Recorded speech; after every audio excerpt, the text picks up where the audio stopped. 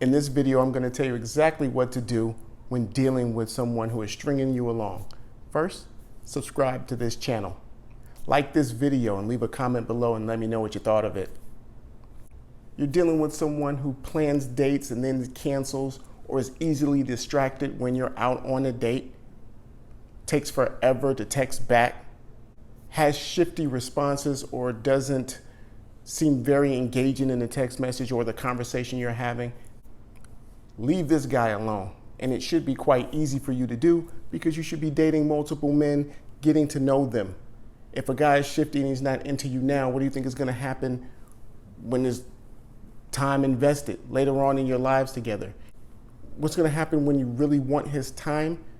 It's not going to be there, and he's going to revert back to being who he is, and that's going to bother you even more. So it's best to just get rid of this one and move on to the next one, because your time is worth something and you need to be appreciated in the manner that you want to be from the person that you want to be with.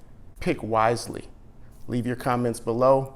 Subscribe to this channel. Let me know what you think.